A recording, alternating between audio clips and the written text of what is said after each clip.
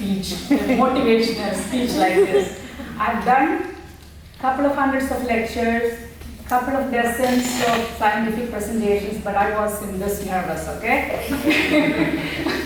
So, I don't know, I thought, am I qualified to give you a motivational speech? Yes. Yes. Okay, I don't know.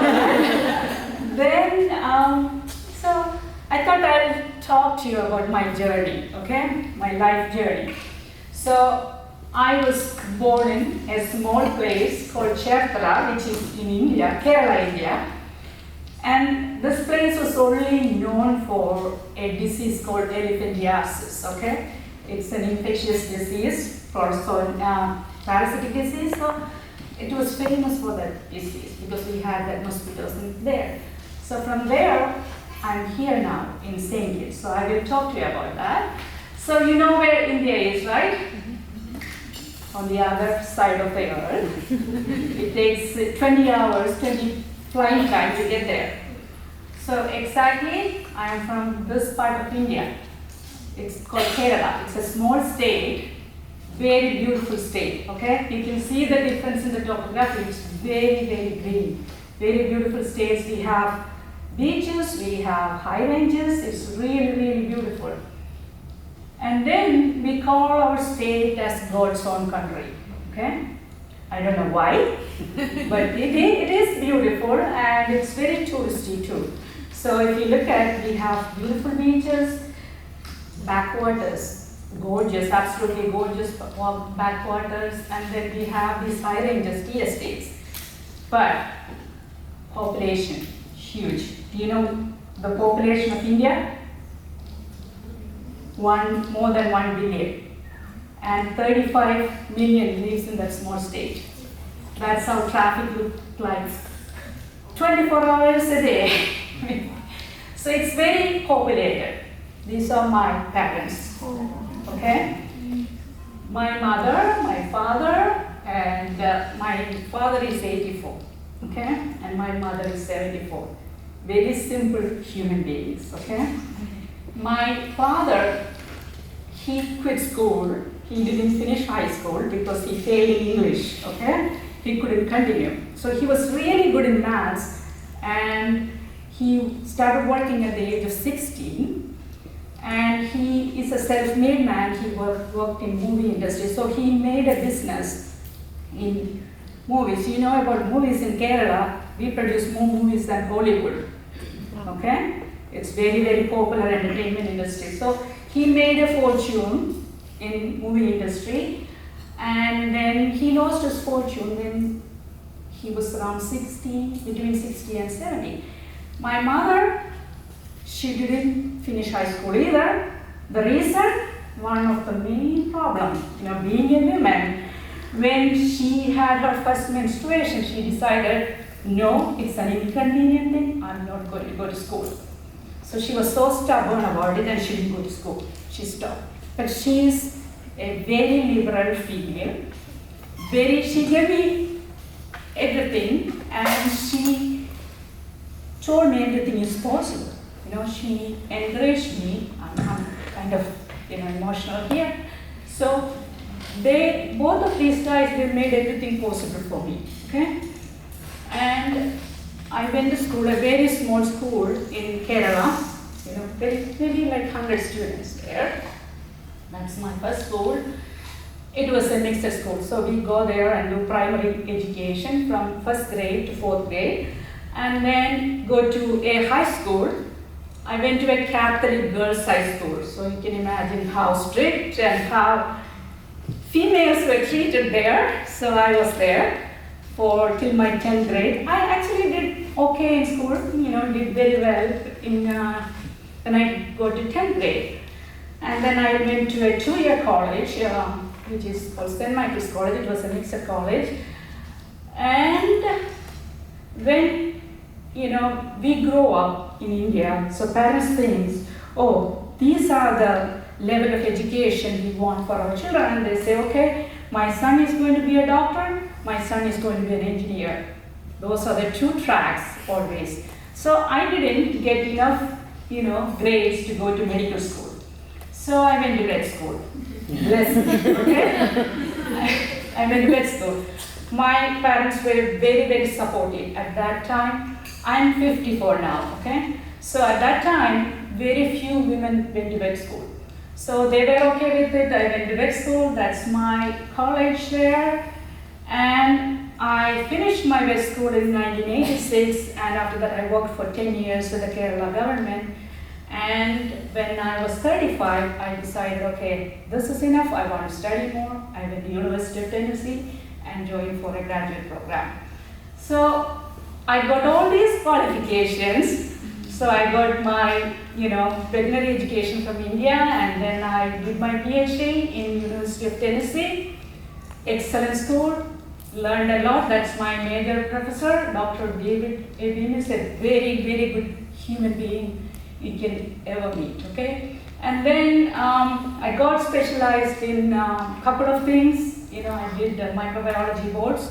Anybody aspiring to be an infectious disease specialist, please come and talk to me. You can do that. And then after that, after I started working at the University of Georgia, I decided, okay, I need to learn some more, and I started pathology. And my lab director used to call me, oh, you are a glutton for punishment. So I decided to go and take the pathology boards and, cleared it. So that's my education and the places I worked. So immediately after my graduation back in India, I worked with the government of Kerala. So all the veterinarians after their graduation, they have a job ready with the government. So I went and worked with the government for 10 years. So the government jobs, they follow the old British bureaucratic system because we were a country which was colonized by Britishers. So we follow that, and I had to work every 3 years, they transfer you. So from one position to another position. So I got a lot of experience working in different areas, vaccine production units, poultry farms, mixed animal practice, diagnostic labs. So I worked in all those places, and then I decided, okay, no, this is not what I want, and that's when I went to University of Tennessee. So I got a graduate teaching assistantship first, very little money, Myself, my daughters, my husband, we had to survive with very, very little money there.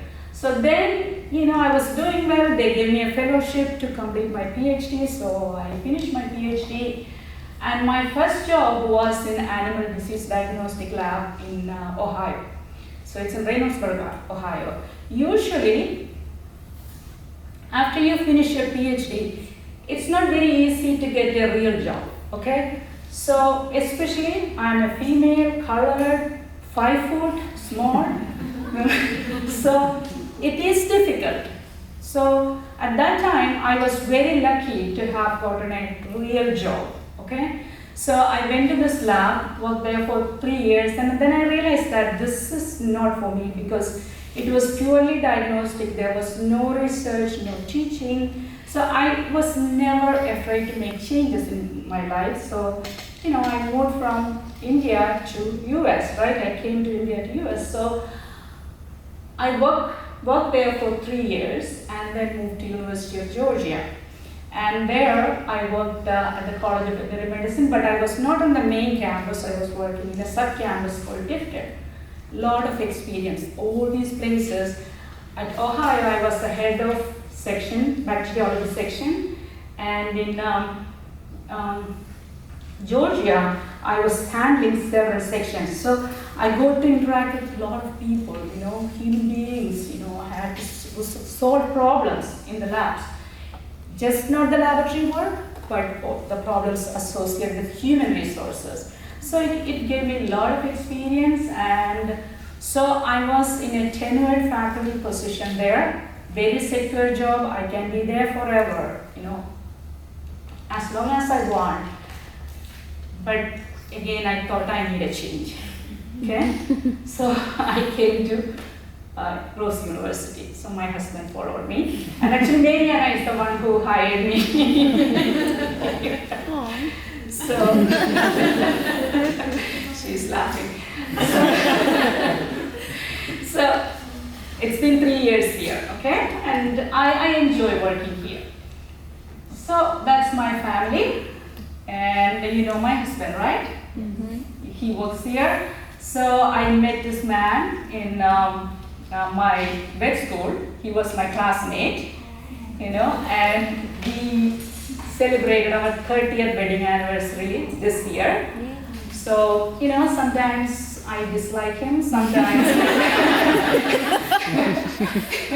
But we get along very well, It really, being a veterinarian, it helped me. And one thing I wanted to tell you, he also, just like my parents, he also made everything possible for me, He helped me to get through my life.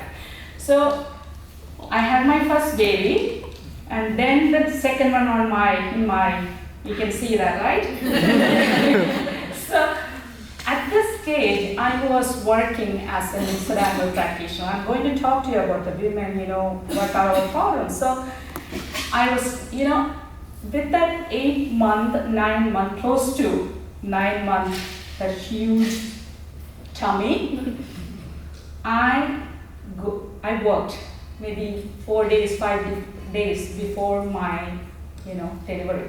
So I went and did histocias, prolapse of uterus, large animals, everything. It was possible. It wasn't too bad. I know it was risky, right? It is risky, but yet we did it. I did it.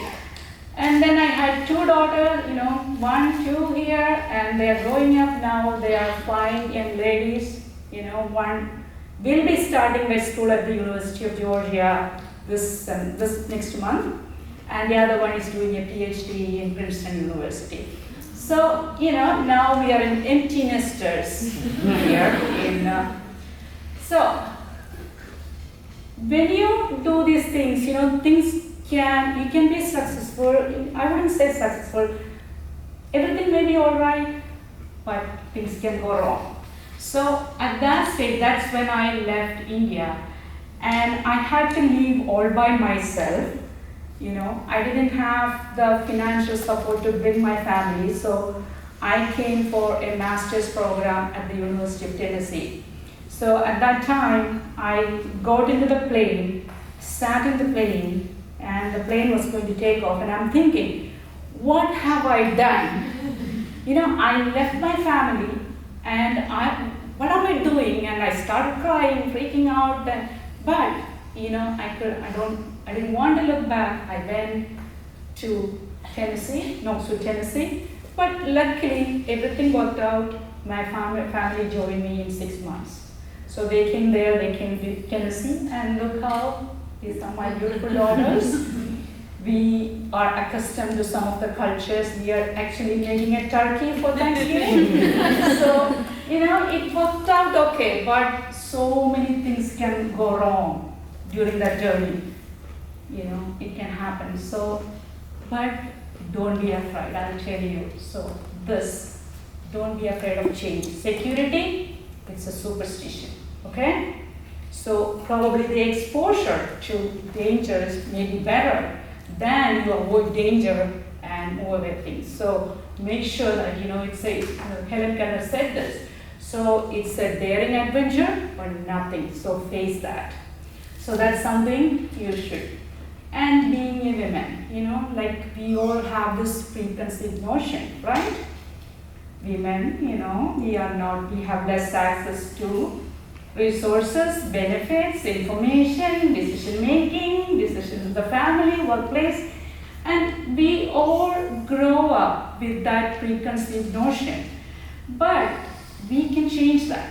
It's not very difficult, we have to be empowered to do that. So that's something.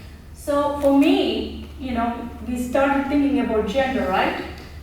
And we figure it out. As women, we figure it out. Okay, I told my mother didn't go to school because she thought menstruation was an inconvenience.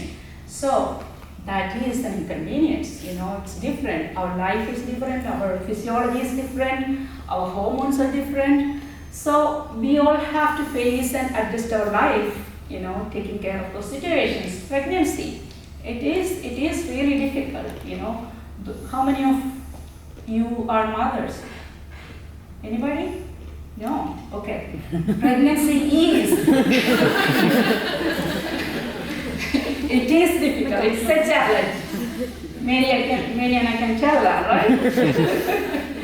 So it is challenge. Then you have to nurse your baby. It's a huge challenge, and especially if you're a working woman, it is a challenge. It is, we can talk about it.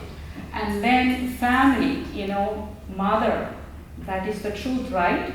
So we feel that we are more responsible for our family and our children. So that is also, will be on your way, but you can overcome all that. So for me, I put this picture, I'm from India, okay? And we have 1 billion people, and more than half of that is women. And there is so much atrocities, discrimination, You guys are coming from part of the world which is probably more modernized, and you have all the facilities and good privileges, but in India it is probably, maybe in other countries too, it's not that smooth. So I look at this irony. So these are 3 goddesses we pray, okay? So these are all women. We, men or women, we pray to these gods. We ask for money, we pray to her and ask for money. This goddess, she is called Saraswati. We pray for education, give us education. And this is actually, she takes care of health. So all these, we worship these women, but women suffer. I always find this as a huge, huge irony, okay? So why are we doing this? Then, so that's about, so I started working, and then something which benefit you guys as professionals. So I started taking trainings in leadership,